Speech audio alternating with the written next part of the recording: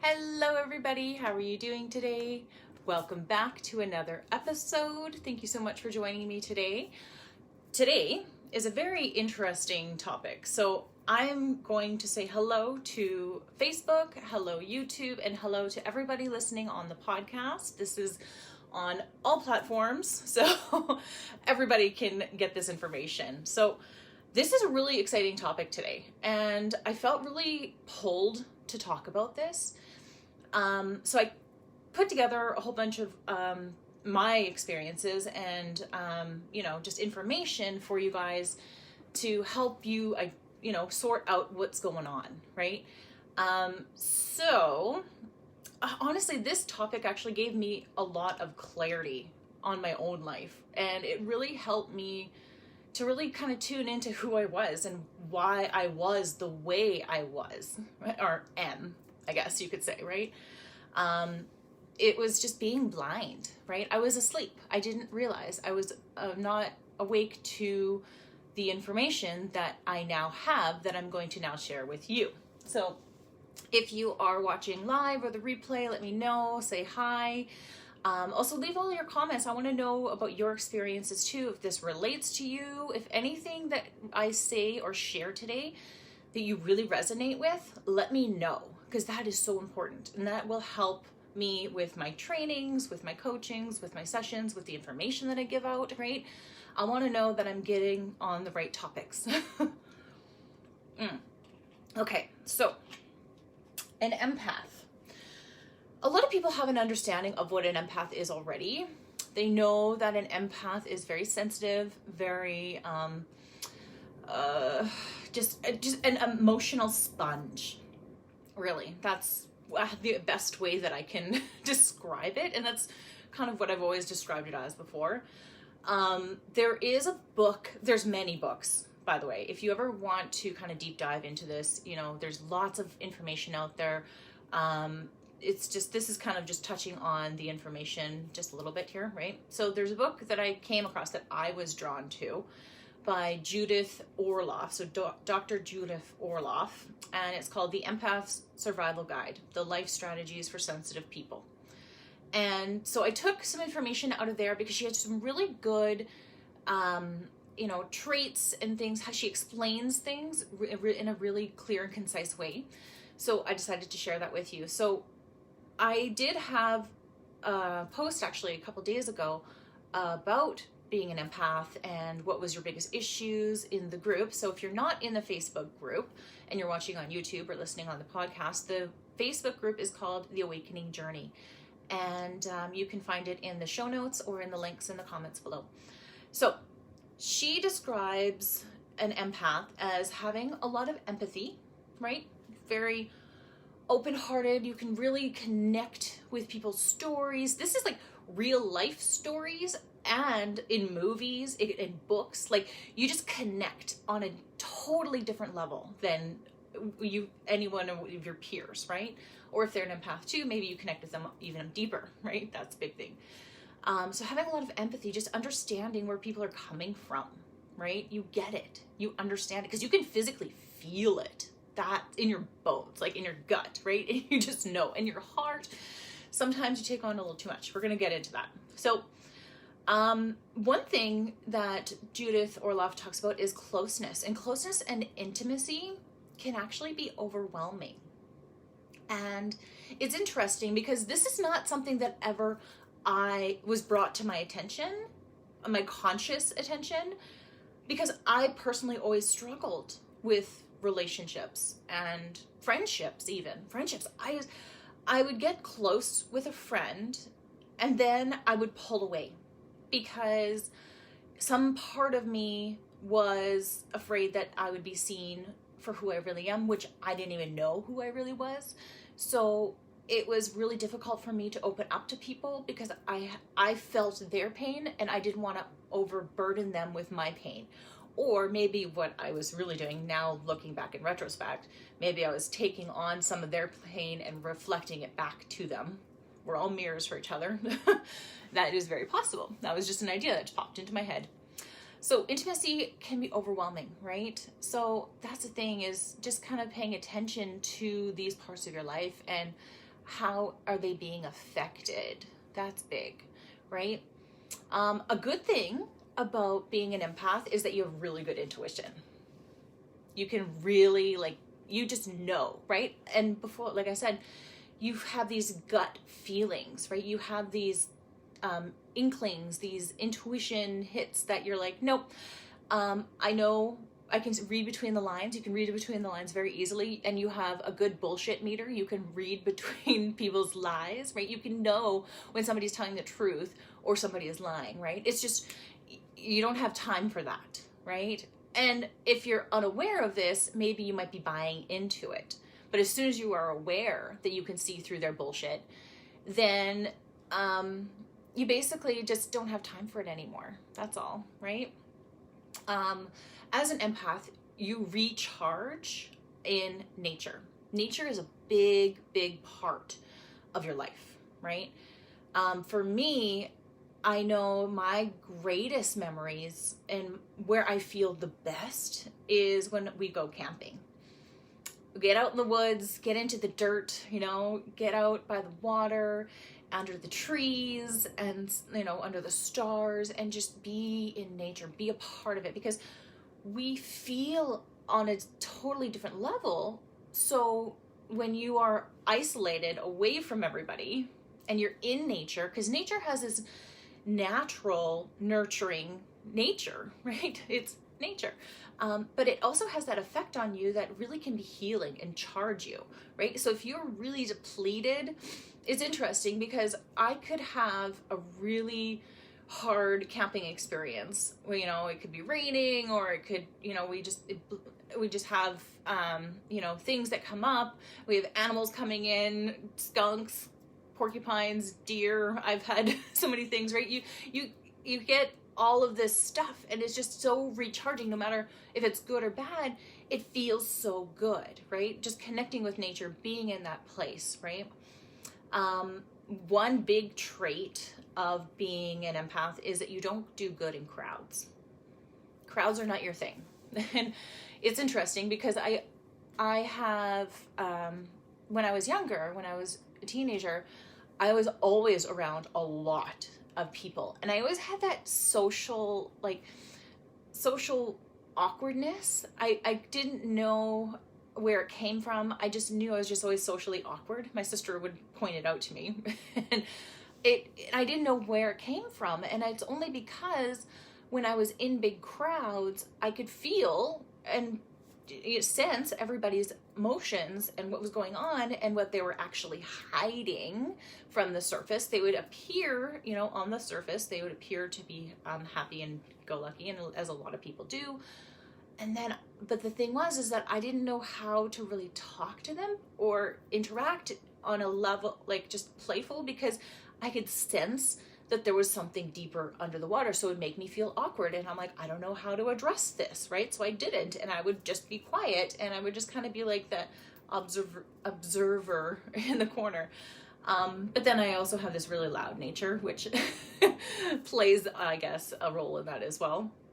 But these are just things that I've noticed in my own life, that I've had tendencies to I was an empath. I've been an empath my entire life, but I didn't really discover it until, just a few years ago, really. And me personally, I feel that I would have the disadvantage of not knowing that you're an empath is not being aware of when these cues or these triggers are happening, right? They're just happening, and you don't have any control or power over them, right?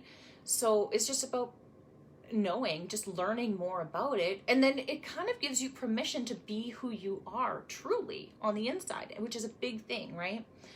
Another trait that you may notice as an empath is you don't like conflict. Conflict is something that you kind of just stay away from. And it's only because you don't really want to pick a side, because you don't want to hurt somebody's feelings, because you know how hard it feels when you get your feelings hurt, right? You know how bad it is. That's a big thing that I found that affected me a lot. And I was raised in a very conflicting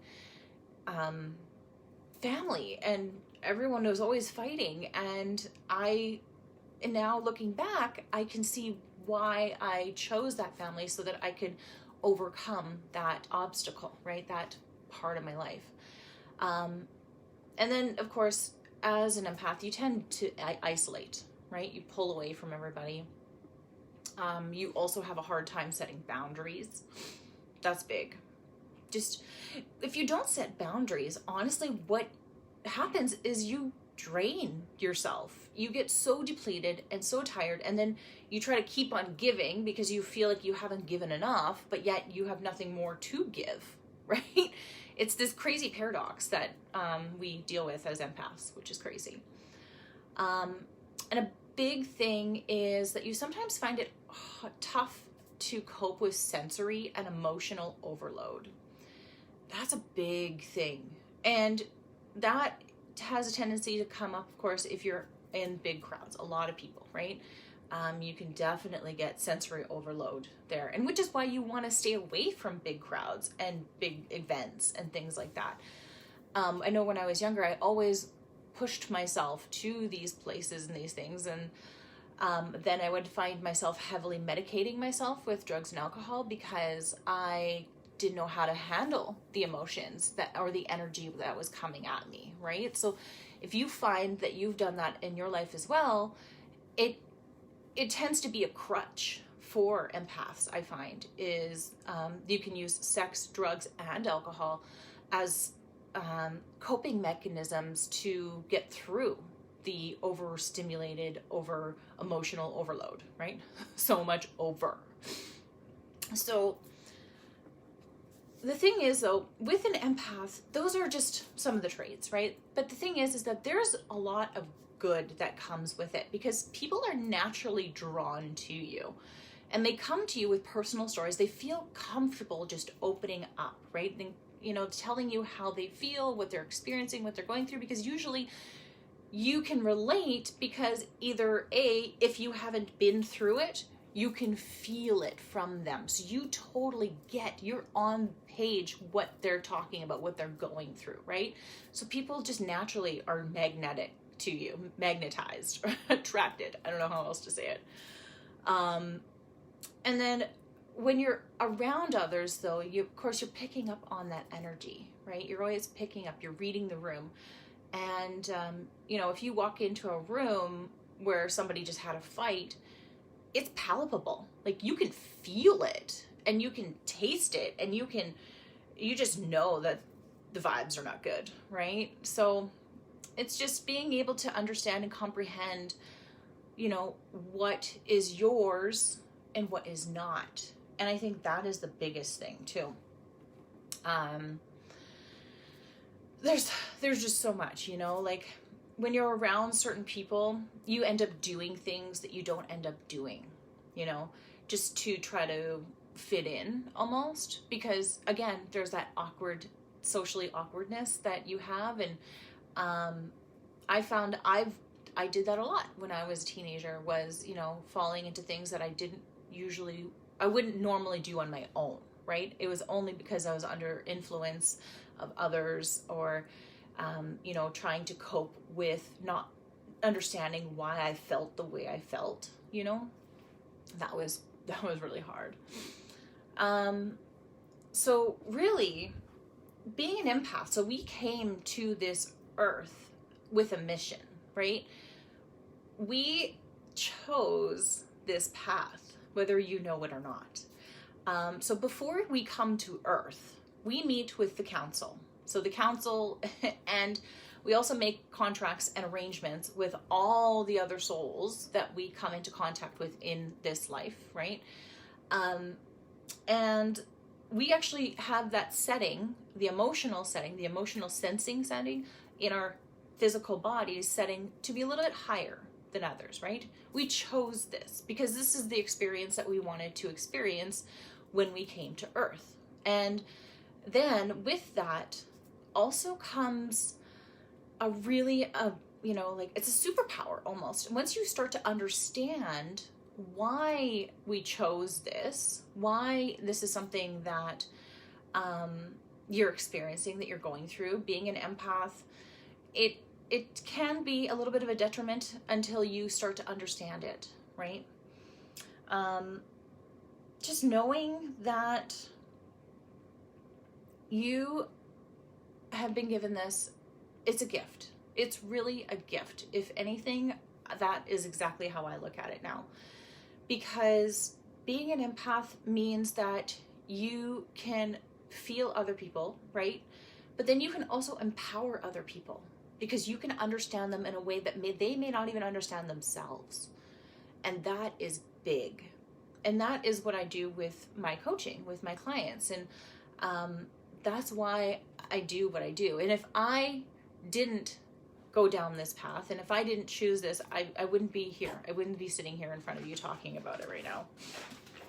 I want to share with you a little story about before I found out I was an empath. So I used to go to, I have these friends, we would go for dinner every other weekend. Like, we would get together all the time, right? We would have drinks, have dinner, just kind of catch up and hang out. And for a while, it was really good. It was really fun. And then all of a sudden, when we would get together, I would start feeling like shortness of breath, like almost like huffy and puffy, like there was this heaviness on my chest every time we would get together. Now, I didn't really notice, I didn't notice it was us getting together that created this, because this happened a lot in my life. And I worked at a high sensory job in a call center with tons of people. So I thought maybe it was just, that energy that I was bringing with me. But every time we would get together with these people, more and more, I was noticing that the energy was different. And I didn't know it was the energy back then. All I knew is that I didn't feel good. And at one point, even, we were sitting down at supper, and across the table, I looked at one couple that we were with, and I just felt so weird, and I felt so off. And I'm like, what is this? Like, I started getting nauseous and really almost sick to my stomach, and almost blacking out, because it was it was such a heavy energy. And then a couple months later, we found out that the husband had an affair, and has been having an affair for about 8 months, and is still with that woman. So needless to say, I felt the tension between the relationship that it wasn't even aware, it wasn't even talked about. Nobody even knew, right? It was way before they even found out that this was happening. But all I could tell is just every time we got to dinner, every time we got together, it was getting worse and worse and worse. And I didn't know why. And the husband even said to me one time, he's like, why are you so huffy puffy today? Why are you why are you short of breath? And I'm like, I don't know. What's wrong with you? And it was this crazy feeling. And this was way before I even found out that I was an empath. And these are just things that I've kind of picked up in my life that I've noticed and I've realized. And at the time when I was feeling that, I thought it was something that I was going through. I took it as my own problem. And then I started fighting with my husband, picking fights out of nowhere, because that energy was attached to me. It was like a sponge. I'm a sponge for this, right? So that was one really crazy experience that really stood out to me, and it still does, because then I look back now and look at that experience and realize that it wasn't me at all. It was what I was picking up from this couple, right? It was so crazy. It was so empowered. It was just powerful, very powerful. But then it also looked back at high school. When you're younger, you're at a stage where you're unsure, you're already feeling, just sensitive and not too sure of yourself. And then you add being an empath on top of that. I isolated just as much as I put myself out there with people, right? In situations and parties and medicating myself, right?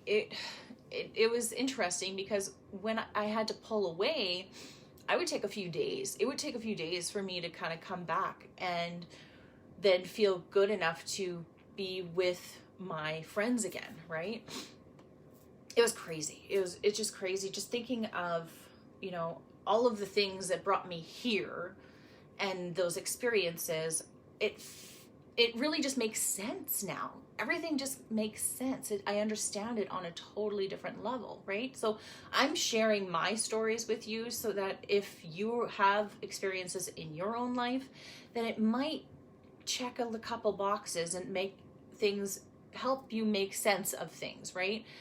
And help you to understand your own self in a better way, in a more deeper way, right? So I'm really grateful for just knowing that now I can be sensitive. I can cry and not feel guilty about it. I can take time to myself and not feel guilty, or, you know, I can take time to go. I make plans. This is the thing. Now I make plans on purpose to go out into nature and be by water, because that is something that I know that charges me, that resets my battery, right?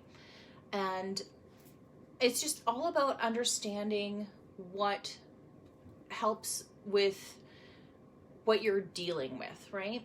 Because not everything that you're experiencing is really yours. That's the thing. And that's what going to dinner with those couples really taught me, was that a lot of the stuff that I experienced or I felt bad about or I carried with me for days and days and days, or years really, was I was just unaware of how to channel this energy for good instead of just soaking it up and holding it in my body, right?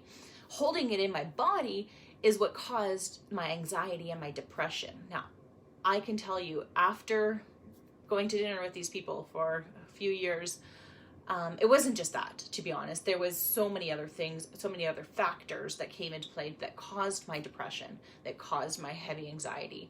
I got to the point where I was medicating on antidepressants because I didn't know how to cope with it. And a lot of empaths turn to this because they don't know any other way to make it better, right? They don't understand it. And there's not a lot of information out there that you can turn to. I mean, nowadays I feel that there's a lot more coming out, so it's a little bit more easier, only maybe because now that I know about it, I'm aware of it, you know. And that's the thing too, is just kind of like the more you know, the better you can get a hold of it.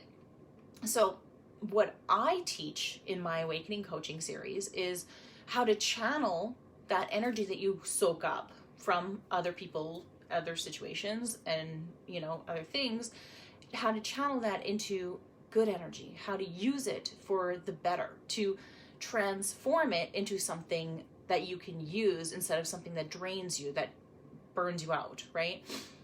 And it also really helps with the overthinking and overdoing and overgiving and all of this stuff, right? Because the more you understand what it is that drives you, that makes you tick, the better aware you are going to be able to handle the things that happen to you in your life. And that's big. That is so big. So I just wanted to share these ideas with you, these concepts and these experiences, so that maybe if you're suffering or if you're having a hard time with something in your life, maybe there's something else behind it. Maybe, just maybe, this is something that you can actually turn around for the good. This is something that you can actually work to your advantage and use for you and see what you can do with it, right? So learning how to use your intuition is big, because we all have intuition. But the good thing about being an empath and a highly sensitive person is that our intuition is actually tuned up, and that dial is a little bit higher for us. So it's a lot more easier for you to tap in and use this superpower that we have. And that's, again, something that I can teach you in the Awakening Coaching series. So that's it for me today. I just wanted to share my thoughts and, you know, maybe help somebody out there. And if this is something that you want to dive a little bit deeper on, if you want to actually learn how to channel this energy into something better for yourself, how to use it for your advantage instead of your disadvantage, definitely message me, get a hold of me, let me know, because that is something that we can work with together. All right, so that is it for me. Thank you so much for hanging out with me today. Thank you so much for being here, and I will see you again very soon. All right, take care. Bye-bye.